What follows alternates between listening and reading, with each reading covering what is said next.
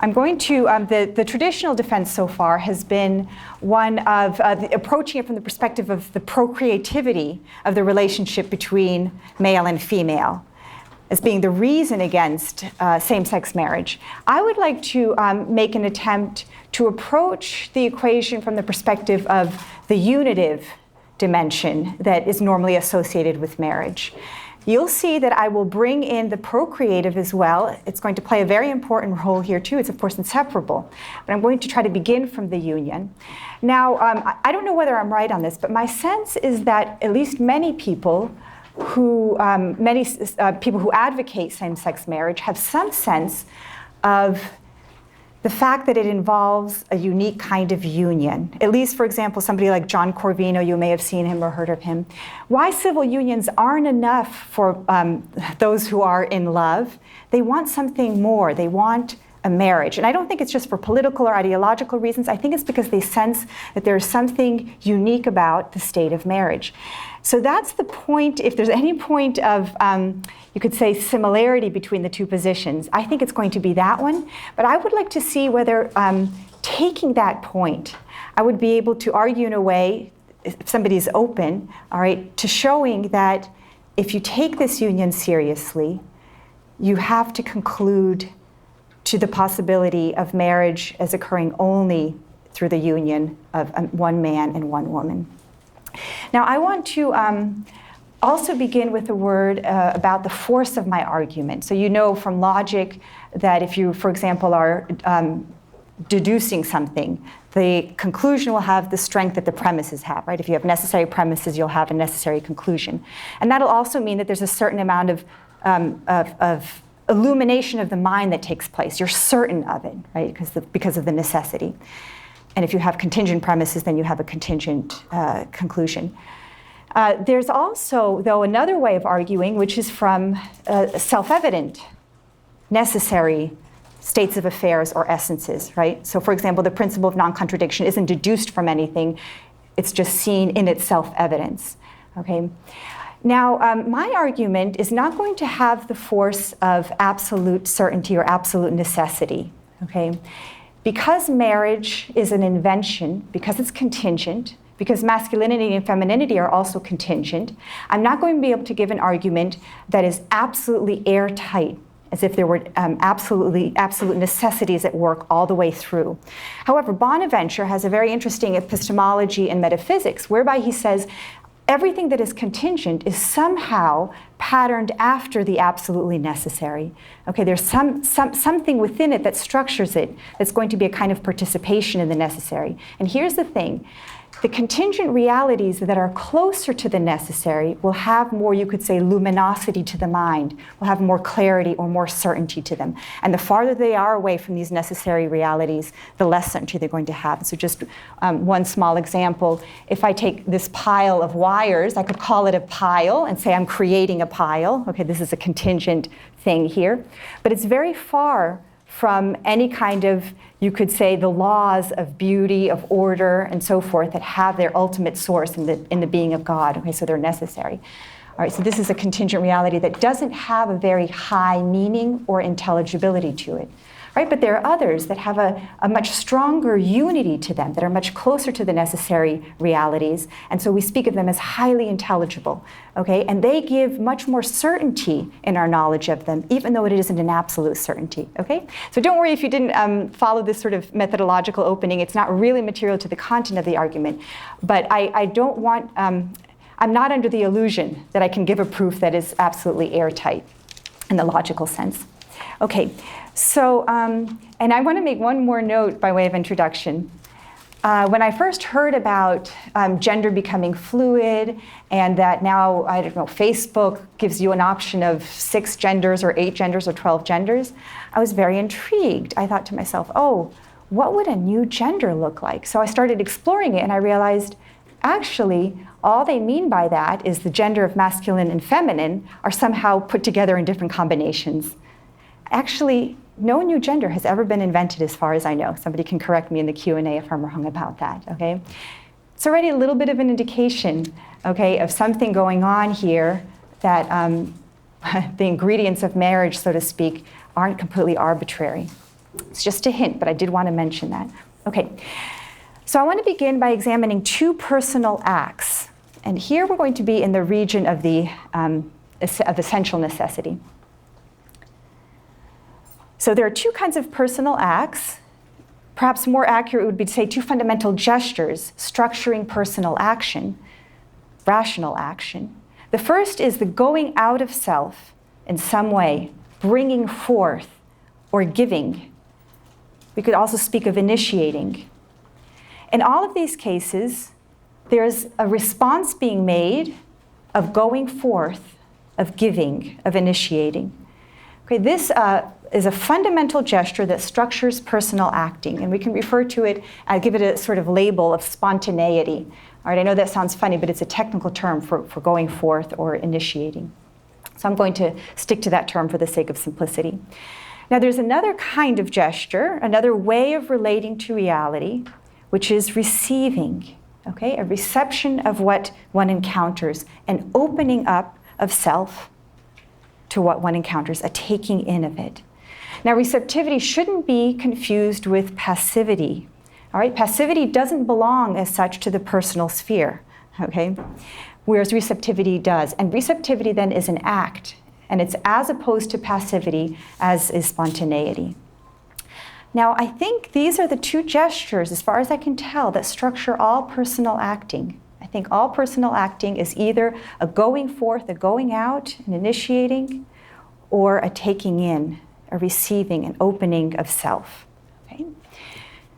Now, we notice right away that these two gestures are correlative, so to speak. Okay? And in fact, they're complementary, but in a very deep way. Okay, so we can't understand complementarity in the abstract, right? Two colors might be complementary, right?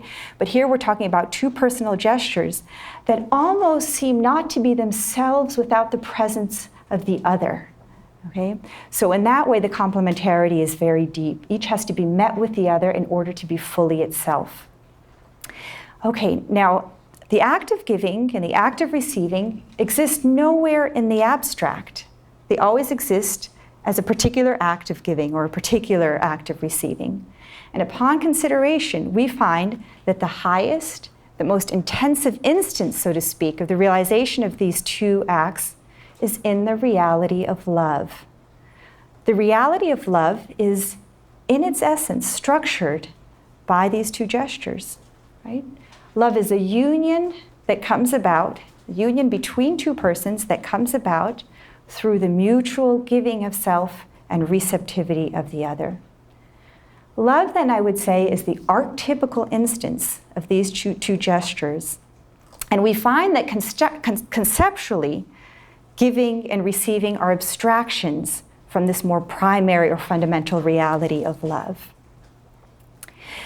Now, this highest instance of these two gestures that constitutes the union of love, this, you could say, this archetypical instance, makes evident now another characteristic belonging to the meeting of these two complementary gestures.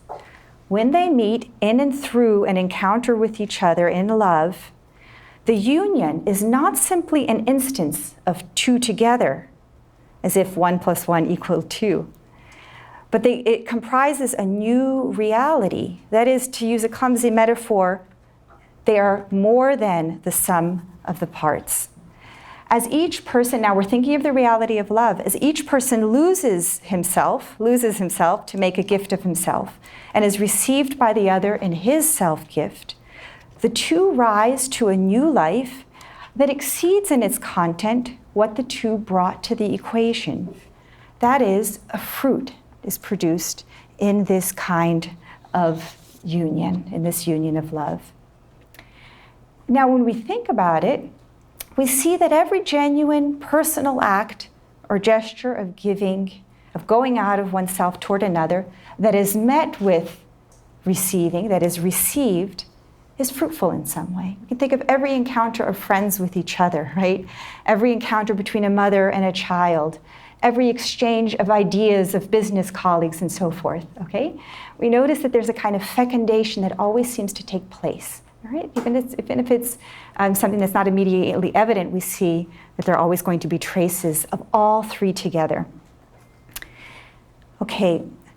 Now, I would like to mention something that is theological, Christian theological, that is not at all necessary to the argument.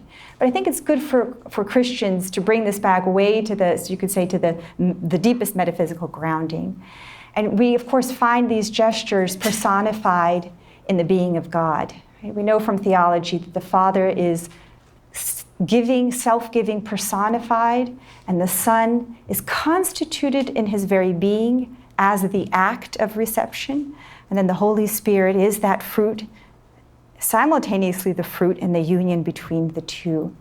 And this is very beautiful to think about, that actually God as love can be explained in and through these three components of love, right? So love is constituted of these three factors, or these three elements, which explains the multiplicity within the Trinity, but at the same time overcomes it, right, to constitute a real unity, right? Just as love is one, only with the presence of these three factors, so in the Trinity we find one substance that comes into existence, not comes into existence, but exists as these three elements: giving, receiving, and the fruit that comes about. Now, so I want to turn to masculinity and femininity. So we're moving on to kind of closer to our topic. Now, we've just left now the region of the absolutely necessary. Okay, all the structures that I just talked about have an intrinsic necessity to them. We're moving now into the contingent, because masculinity and femininity are an invention on the part of God, I hope to show, though, that they're highly meaningful kinds of realities. So my suggestion is that masculinity and femininity are contingent essences fashioned on the analogy of the personal acts of spontaneity and receptivity. Masculinity and femininity are not identical with spontaneity and receptivity because these are personal acts, okay? Masculinity and femininity are not acts. Now, I don't have the exact metaphysical language for this worked out, but for now, this is what I say. I would say that masculinity and femininity are a mode of being, a personal, embodied being. Now, I don't think it's possible to capture the entire content of masculinity and femininity conceptually. Okay, I think we can intuit it, but it's very difficult to put into words. But I do think that we can say with some certainty that the keynote of masculinity is spontaneity, and the keynote, so to speak, of femininity is receptivity. The masculine person, then, is a personal being fashioned in the mode of spontaneity, and the feminine person is a personal being existing or fashioned in the mode of receptivity. Man and woman both have their human essence in an identical manner, but that essence in all its dimensions is articulated along a different theme in the case of each. In the personal beings that are man and woman, the human essence is modified on all levels with something like a quality, as I say, fashioned on the analogy of spontaneity and receptivity. This quality colors their souls, it permeates their bodily being on all levels, and it structures their psyche. It also informs their individual personality, but without making it any less individual. Now, my father, Dr. Damien Fedoryka, suggests an analogy from music that I think is very helpful, okay, that helps us understand, so to speak, these three layers or dimensions of personal existence: individuality, common human nature, and masculinity or femininity. So think of, I'm sorry for those of you who aren't musicians here, but think of creating two categories of symphony in your mind, okay? One category of symphonies that's written in the key of D, and a category of symphonies that's written in the key of C. Now, since they're both symphonies, the general structure of both categories will be the same, okay? There's always a structure that makes it a symphony and not a sonata. Within both categories of symphony, each one will be different by virtue of their individual composition. No two symphonies are the same, okay? They're quite unique in their content. But all the symphonies written in D will be similar to each other in a way. They'll have the same feel or the same flavor, at least for the one who's sensitive enough musically. because they will all be organized around the same note in the scale. They'll resolve into that note and so forth. Okay? In the case of a symphony written in the key of D, D will be you could say the organizing note, and in the case, it's the same thing for the one written in the key of C. And so this is, I think, an analogy to say that the human person, all right, is sort of created on the theme of either spontaneity or receptivity. So it's important to mention here that as a mode of being of a human person, masculinity and femininity leave the free personal center intact. Okay? They don't determine the person to any specific acts. Right? As persons, they remain free. Okay? They aren't determined in their masculinity and femininity in their actions or activities. Now, secondly, with respect to masculinity and femininity, I fully agree with Edith Stein and with Karol Wojtyła, John Paul II, that masculinity and femininity are modes of being existing already on the level of the personal soul. However, they're by nature ordained to a bodily existence. Right? Angels don't have masculinity or femininity. The masculine soul is embodied, and therefore the masculine body expresses in physical form the spiritual traits of masculinity. And now we have not only masculinity, but a male person. The feminine soul is embodied, and therefore the feminine soul expresses in physical form the traits of femininity. Now we have not only femininity, but a female. This is possible because physical reality can take on forms that have an analogy with spiritual realities. Okay, Plato so beautifully explains that in the third book of the Republic. Further, masculinity and femininity now as embodied find a special culmination, a concentration we can say, or a crystallization in bodily sexuality. We see this in the physical structure of the body of the man and the woman, and on the basis of a metaphysics of embodiment that is driven by experience. Edith Stein speaks about this. We recognize that bodily sexuality is in fact formed from within by a spiritual soul of the masculine and feminine person, and consists in, you could say, a unique concentration of that femininity and masculinity. Sexuality, then, would also be a kind of embodiment of the two gestures of giving and receiving. As a special crystallization of masculinity and femininity, this would already indicate the ordination of this feature of the embodied person to a love relationship that is specific or restricted to a man and a woman. Now, I already argued in my first lecture that it would be a love relationship of a very deep and indeed of a very exclusive kind. So now I want to step back and reflect on why the term gender has been used to indicate the realities of masculinity and femininity. If we go back to its metaphysical foundation in love, we see that the term gender is used because it brings to mind terms that are related in that specific, magnificent way that generates new life. Only giving and receiving generate new life. In other words, generativity sheds the brightest light on the nature of the union that is constituted by masculinity and femininity, and hence they have the label of being genders. Now, we aren't in the first instance yet speaking of physical generativity. At this point, we want to focus on the deep metaphysical, spiritual, personal intelligibilities at work in the equation. But we have to very quickly turn to the body, since the sphere of bodily sex stands at the center of this love union. Now, since it does stand at the center of this love union, whatever the body adds to the equation will be seen to be part and parcel of that love.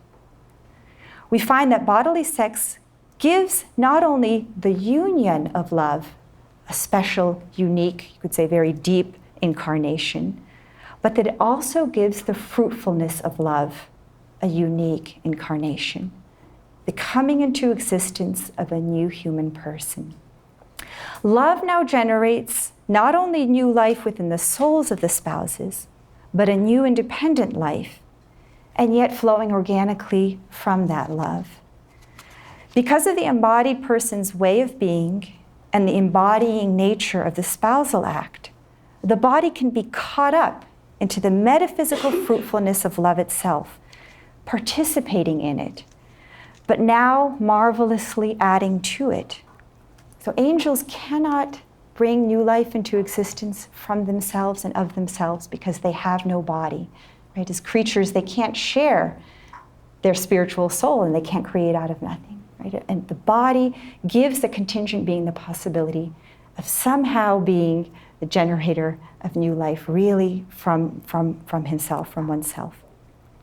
So it's the embodied love between the spouses that engenders new human life. So you can see now that I have brought fruitfulness back into the equation, beginning from the union.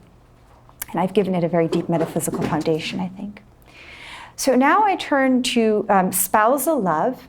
And here again, we're in the sphere of the contingent. I'm pretty sure that spousal love is an invention. I don't think we find spousal love within the Trinity. We find it in the relation between God and the human soul, at least. We don't know about the angelic soul, okay? So it would seem as though that spousal union, which is such a privilege for the human person, somehow depends for its existence on embodied personhood, which is very beautiful to think about.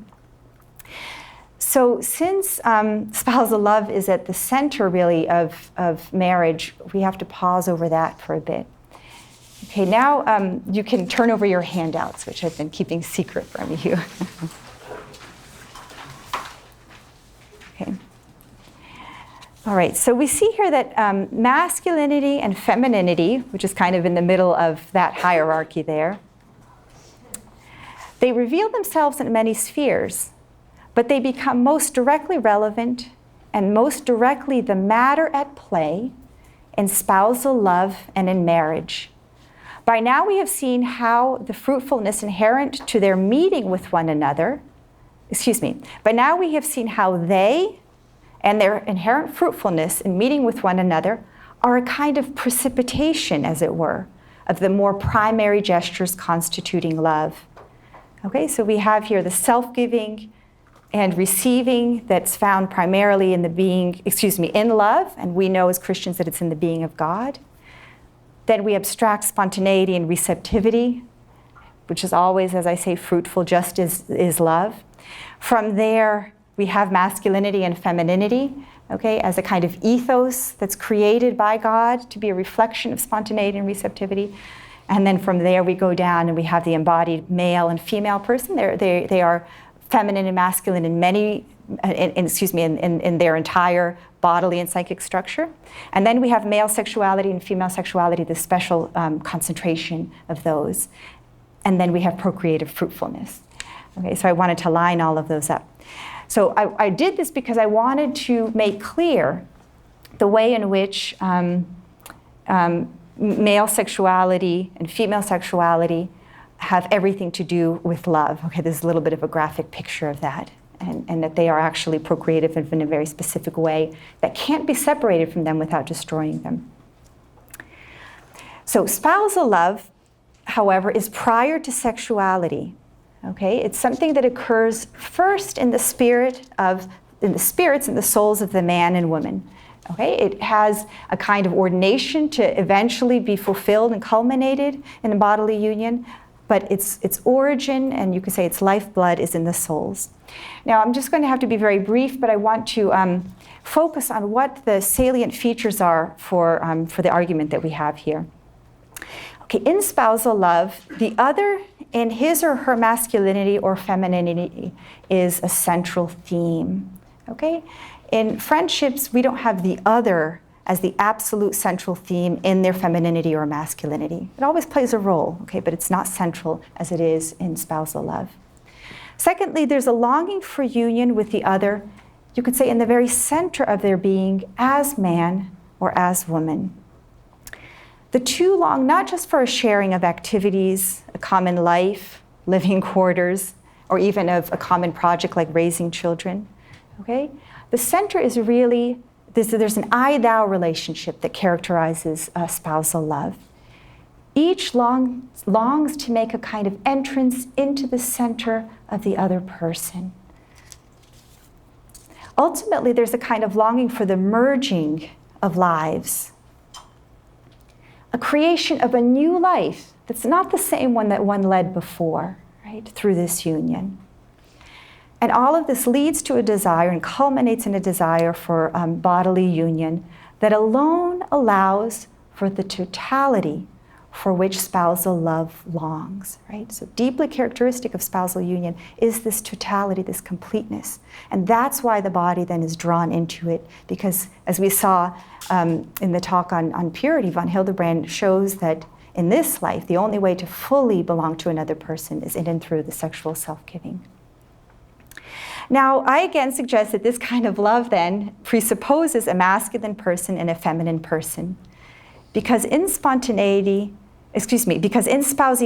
the union of love is the theme, and because the center of the person is at issue, it makes sense that there would need to be a correspondence in the very center of the persons themselves that matches up with the gestures of love that correspond to each other, making for the uniquely close union of persons. Now, there's, of course, the question as to whether persons of the same sex can experience spousal love, right? That's a very big question. Maybe we can explore a little bit in the Q&A. And it's, I haven't explored this topic enough to know. My guess is that there are reasons to think that there can be counterfeits of spousal love. We know that counterfeits even exist in you could say, heterosexual encounters. But I wonder if, anyway, I wonder if it's going to be these counterfeits that are going to explain why persons of the same sex feel, right, that they are experiencing spousal love. But I'm going to leave that aside for now. So now we turn to the conclusion, which is marriage. Okay, now here again, marriage is not a necessary reality. Okay, it doesn't have a necessary structure, an intrinsically necessary structure. It's invented by God. It's contingent. But by now, I think we can see that it's something very highly meaningful. At least I'm going to show its connection with everything we did now up to this point to show that it's very highly meaningful. Marriage, unlike spousal love, is not a reality that has its being in and through experience. It exists beyond the experience of the couple. It's a reality that comes into existence by an act of the will of the man and the woman. Okay? It entails more, it entails the presence of God and so forth, but we don't need to address that right now. But spousal love is the interior animating principle of marriage. Philosophers could say that it's the form, the interior form of marriage. This means that if we were to ask where marriage gets its defining features, the answer would be from the nature of spousal love.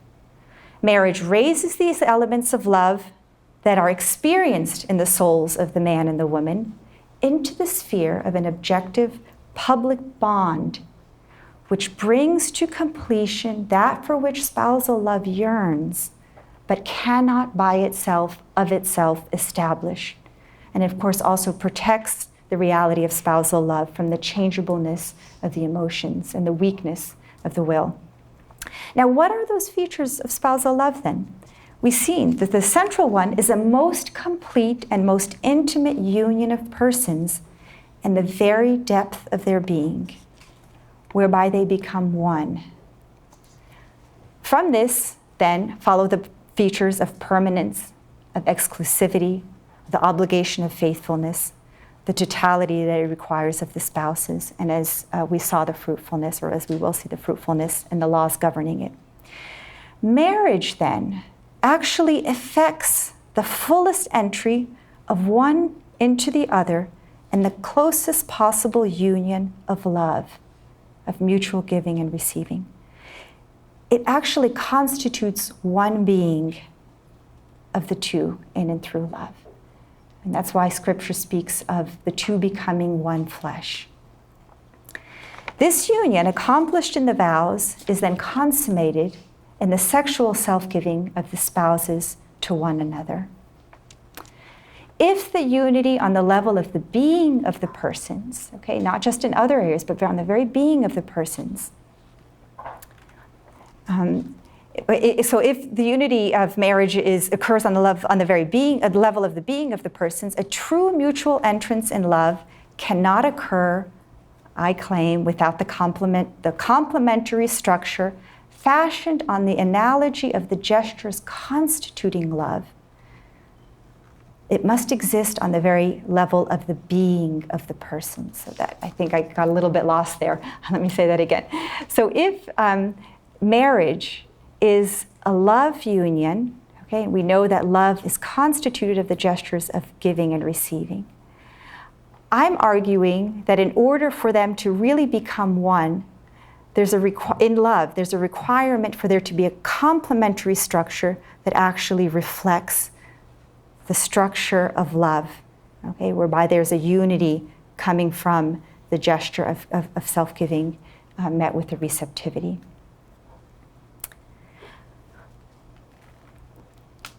So masculinity and femininity have many manifestations that are not directly relevant to the reality of love. Okay, we can speak of many things that are masculine and feminine, or aspects of the person that are masculine and feminine. But when we seek the ground behind the very meaning of the existence of masculinity and femininity, and we trace it back to their foundation in love, then we see that in a relationship where the heart of masculinity and femininity are at play, we understand that they alone can constitute the matter of a close union. Okay? In other words, they as defining or modifying personhood have to be at the center of the equation. That is, the complementarity of their structure of masculinity and femininity as giving and receiving shows its fullest relevance, and the relationship that consists most directly and most fully in the unity constituted by the giving and receiving of one's very self to form a unity of being between two persons.